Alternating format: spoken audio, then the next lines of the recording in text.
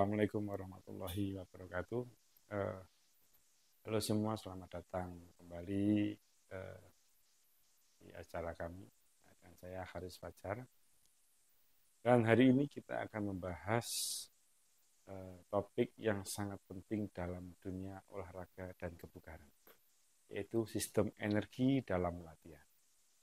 Untuk memahami bagaimana tubuh kita menghasilkan dan menggunakan energi selama aktivitas fisik. Jadi kita akan membahas 3 sistem energi utama, yaitu satu sistem fosfagen, sistem glikolitik, dan sistem oksidatif. Yuk, kita mulai. Jadi, mari kita mulai dengan sistem yang pertama, yaitu sistem fosfagen atau yang juga dikenal dengan ATP-PC. Jadi, sistem ini adalah sumber energi tercepat yang dimiliki tubuh kita. Mengapa begitu? Karena sistem fosfagen menggunakan adenosin trifosfat atau ATP dan fosforokreatin yang tersimpan di dalam otot untuk menghasilkan energi dengan cepat, jadi dengan sangat cepat. Jadi sistem fosfagen ini sangat penting untuk aktivitas yang membutuhkan tenaga maksimal dalam waktu singkat, seperti sprint 100 meter ataupun angkat beban maksimal. Jadi biasanya sistem ini hanya bertahan sekitar 10-15 detik. Prosesnya sederhana. Jadi ATP itu dipecah menjadi ADP dan fosfat untuk membebaskan energi, dan fosfokreatin membantu meregenerasi ATP dengan cepat. Namun setelah fosfokreatin habis, tubuh harus beralih ke sistem energi lain. Seperti itu. Jadi sekarang kita lanjut ke sistem yang kedua, yaitu sistem glikolitik atau anaerobik. Sistem ini mulai berperan ketika aktivitas fisik itu berlangsung lebih dari 15 detik, tapi kurang dari 2 menit. Jadi misalnya saat kita berlari 400 meter gitu, atau melakukan latihan interval.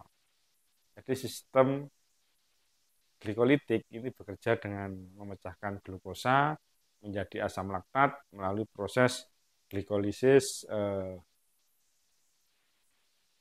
anaerobik. Jadi proses ini tidak memerlukan oksigen dan menghasilkan ATP dengan cepat. Namun, hanya dalam jumlah yang kecil. Salah satu kelemahan sistem ini adalah akumulasi asam laktat yang bisa menyebabkan kelelahan otot. Jadi meskipun begitu, sistem ini sangat efektif untuk aktivitas intensitas tinggi yang berlangsung dalam beberapa menit. Yang terakhir, kita punya sistem oksidatif atau aerobik. Jadi sistem ini adalah yang paling efisien dalam hal menghasilkan energi, tetapi membutuhkan waktu lebih lama. Jadi untuk aktifnya itu membutuhkan waktu. Jadi sistem oksidatif menggunakan oksigen ini untuk memecah karbohidrat, lemak,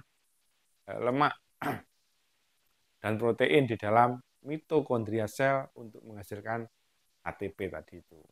Jadi dalam sistem ini mendukung aktivitas yang berlangsung lebih dari 2 menit.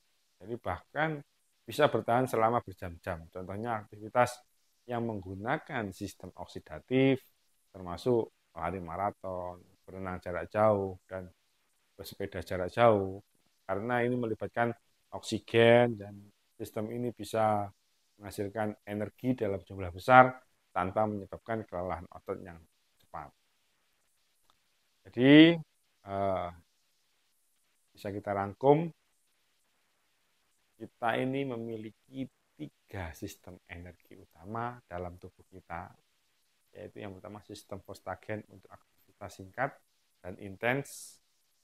Yang kedua ada sistem glikolitik, itu untuk aktivitas yang sedikit lebih lama dan masih cukup intens.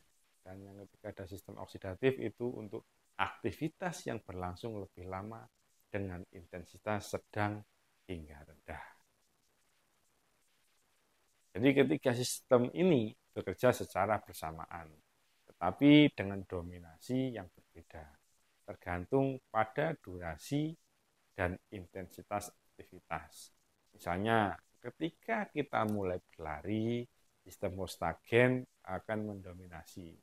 Jadi kemudian diikuti oleh sistem glikolitik dan akhirnya sistem oksidatif yang mengambil alih untuk aktivitas yang lebih lama. Jadi mungkin itu, baiklah, tadi penjelasan singkat mengenai sistem energi dalam latihan. Saya harap informasi ini bermanfaat untuk kalian semua yang ingin memahami lebih dalam tentang bagaimana tubuh kita bekerja selama aktivitas fisik. Jangan lupa untuk mendengarkan episode lain di channel tetap yang ini. Sampai jumpa di episode berikutnya. Mungkin ada saran mau dibahas apa, boleh dicantumkan di komentar di bawah ini. Jangan lupa loncengnya diklik ya. Oke, terima kasih telah mendengarkan dan tetaplah aktif dan sehat. Assalamualaikum warahmatullahi wabarakatuh.